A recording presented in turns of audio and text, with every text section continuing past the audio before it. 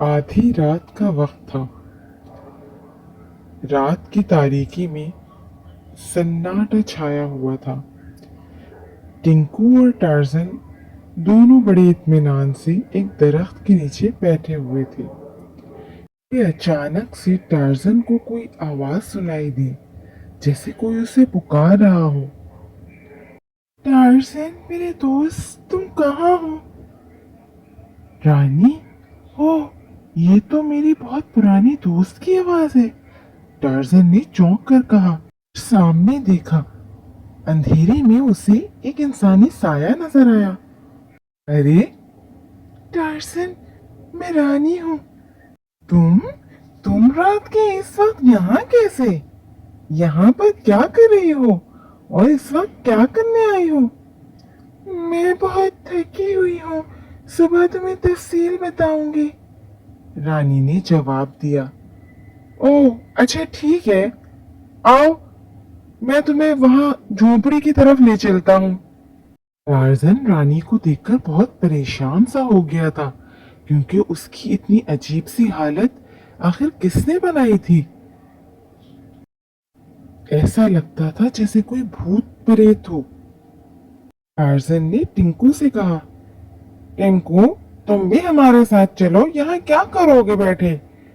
आओ, मैं झोपड़ी की तरफ जा रहा हूँ अपनी दोस्त को लेकर। तुम भी हमारे साथ चले चलो, यहाँ अकेले जंगल की तारीकी में बैठकर क्या करोगे? तुम्हारे लिए सही नहीं है, चलो मेरे साथ। नहीं सरदार, आप रुक जाए, मैं यहीं पर आपका इंतजार करता हूँ। मैं यहाँ रुककर आपका इंतजार कर रहा हूँ। आप जाएं और जाके इनकी मदद करें। मैं यहाँ पर आपका इंतजार कर रहा हूँ। जंगल के बाकी जानवर भी हो सकता है मेरे पास आ जाएं। नहीं सरदार, आप मेरी फिक्र बिल्कुल भी ना करें, मेरी तरफ से बिल्कुल भी परेशान ना हो। मैं यहाँ पर बिल्कुल सही हूँ, ठीक हूँ, आप इनको ले जाएं। हाँ लेकिन टिंकू, चलो ठीक है, तुम अगर कहते हो तो मैं इनको लेकर झोपड़ी की तरफ जाता हूँ, तुम फिर यहीं रुको। टार्जन की झोपड़ी खासी वसी थी, इसीलिए इसे सोचा कि रानी को इस झोपड़ी में लेकर आ जाऊं। जैसे ही वो रानी को झोपड़ी में लेकर आया, फौरन से कड़क और तेज बारिश शुरू हो गई और बिजली भी चमकने लग गई। अब टार्जन को बार बार टिंकू का ख्याल आया जा रहा था कि टिंकू वहाँ जंगल में क्या कर रहा होगा। वो तो इतनी तेज बारिश हो रही है और वहाँ न जाने टिंकू किस हाल में होगा वहाँ। अब क्या करूं? अब मुझे उसे यहाँ लेकर ही आना पड़ेगा। टार्जन ने रानी से कहा, देखो टिंकू, तो मैं ले ही आता तो अच्छा था, वो वहाँ रुक गया और अब यहाँ इतनी तेज बारिश शुरू हो गई है। अब बताओ, वो तो सब भीग जाएगा ना, और ऐसा ना हो कि बीमार हो जाए। मेरा टिंकू हर वक्त मेरा साथ देता है, मेरे साथ रहता है हमेशा। आप ऐसा कहीं उसको जाकर ले आए वहाँ से, वो तो वहाँ वाकई परेशान हो गया होगा। जल्दी से जाए और उसको वहाँ से ले आए। अच्छा, फिर मैं चलता हूँ और जल्दी से उसको लेकर आता हूँ। टिंकू बारिश से बचने के लिए दरख्त के ऊपर चढ़कर बैठ गया था, ताकि वो गीला ना हो सके।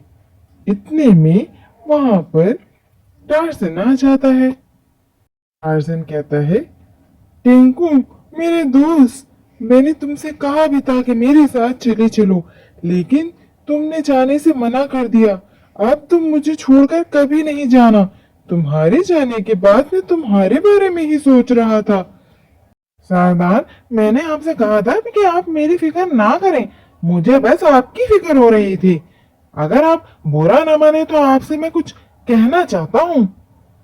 हाँ टिंकू, बोलो, मैं सुन रहा हूँ। सरदार, रानी बहन इस वक्त कहाँ है? वो तो अंदर आराम कर रही हैं, काफी थक गई थी। सरदार, मैं ये सोच रहा था कि आपकी दोस्त रानी इतनी रात गए सुनसान जंगल में क्या कर रही थी, और उस वक्त उनके आने का मकसद क्या हो सकता है? कहीं वो आपको कोई नुकसान पहुंचाना तो नहीं चाहती? नहीं नहीं टिंकू, ऐसी कोई बात नहीं। टार्जन टिंकू की बात सुनकर सोच में पड़ गया और उसे भी रह रहकर ख्याल आने लगा कि रानी इतनी रात को सुनसान जंगल में अचानक कैसे आ गई और उसके आने का मकसद क्या हो सकता है। फिर टिंकू और टार्जन दोनों झोंपड़ी की तरफ चले गए। दूसरे दिन जब टार्जन बेदार हुआ तो उसने देखा टिंकू तो उसके करीब ही बैठा था, लेकिन रानी नजर नहीं आ रही थी। उसने टिंकू से पूछा, टिंकू रानी कहाँ गई है? सरदार वो तो रात को ही गायब हो गई थी। हैरत है, अगर वो आधी रात को आई थी तो उसे यही होना चाहिए था। हो सकता है सरदार, आपने रानी को झोपड़ी के इर्द गिर्द देखा? हाँ तुम ठीक कहते हो, मैं अभी देखता हूँ।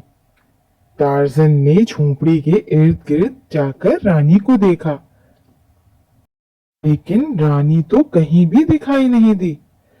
फिर उसने टिंकू से कहा, टिंकू मेरे दोस्त, तुम मेरा एक छोटा सा काम करोगे? जी सरदार, हुक्म कीजिए। तुम ऐसा करो कि जो साथ वाले कबीले के वहशियों के साथ एक बाबा जी रहा करते हैं, उनको मेरे पास बुलाकर ले आओ। उनसे कहना कि टार्जन ने आपको बुलाया है। जी सरदार, मैं ऐसा ही बोलता हूँ और उनको अभी अपने साथ लेकर आता हूँ। टार्जन ने सोचा बाबा जी को सारा माजरा बयान करेगा ताकि वो इसका कोई हल बता सके। इतने में बाबा जी आ गए। बाबा जी ने कहा, बताओ टार्जन, तुम्हारा क्या माजरा है आखिर? बाबा जी, रात को मेरी एक दोस्त मेरे पास आई थी और अब सुबह वो न जाने कहाँ गायब हो गई। क्या आप जानते हैं कि वो कहाँ चली गई होगी? तुम्हारा दोस्त अपनी मर्जी से यहाँ नहीं आया था, बल्कि उसे पाताल जिन मजबूर करके यहाँ लाया था। उनकी ये बात सुनकर टार्जन उछल पड़ा। पाताल जिन दुनिया का सबसे ताकतवर जिन बनना चाहता है, लेकिन जब तक वो तुम्हारा खून नहीं पी सकता उसे उसकी सारी जिन्नाती ताकतें नहीं मिल सकती, क्योंकि तुम उन जंगलों के बादशाह हो और सारे वहशी और जानवर तुम्हारा हुक्म मानते हैं। पाताल ने तुम्हारे दोस्त को जादू के जोर से यहाँ लाकर छोड़ दिया और सुबह से पहले पहले गायब कर दिया। तुम्हारा दोस्त इन्हीं जंगलों में मौजूद है। बाबा ने टार्जन को पूरी तफसील बता दी। ओह, ये तो बहुत खौफनाक सूरत हाल है। अब मुझे क्या करना होगा बाबा? मैं तुम्हें ये जादुई गेंद देता हूँ, इसे अपनी जेब में रख लो। तुम पाताल जिनके ठिकाने पर पहुंच जाओगे। तुम्हें अपनी उंगली से खून का एक कतरा पाताल जिन पर छिड़कना होगा, जिससे वो जलकर राख हो जाएगा। टार्जन टार्जन बाबा से वो बॉल लेता है और अपनी जेब में रख लेता है। अचानक वो अपनी जगह से गायब होकर पाताल जिन के महल के अंदर पहुंच जाता है। जैसे ही टार्जन महल के अंदर पहुंचा, वैसे ही एक लंबा तड़ंगा सा जिन वहां पर आ गया। इससे पहले कि जिन टार्जन के करीब आता, टार्जन ने फौरन खंजर से उंगली में कट लगाया और खून का एक खतरा जिन की जानिब उछाल दिया। दूसरे ही लम्हे जिन पाताल को आग लग गई और चंद ही लम्हों में वो राख के ढेर में तब्दील हो गया। उनके मरते ही टार्जन की दोस्त रानी भी नमूदार हो गई और वो दोनों एक दूसरे से मिलकर बहुत खुश हुए। टार्जन ने उसे असल बात बताई और उसे लेकर वापस आने लगा। रानी बहुत खुश हुई और उसने टार्जन से कहा, टार्जन दोस्त, तुम्हारा बहुत बहुत शुक्रिया। तुमने मेरे इस जादू जिन से जान छुड़ाई है। आज अगर तुमने मेरी मदद न की होती तो मेरा क्या हाल होता? नहीं नहीं रानी, ऐसी बात नहीं करते। दोस्त ही तो दोस्त के काम आते हैं। फिर रानी और टार्ज़न दोनों मिलकर जंगल की तरफ रवाना हो गए। अगर आप लोगों को मेरी टार्ज़न और जिन की कहानी पसंद आई हो तो प्लीज लाइक, सब्सक्राइब और शेयर करना ना भूलें। Thank you.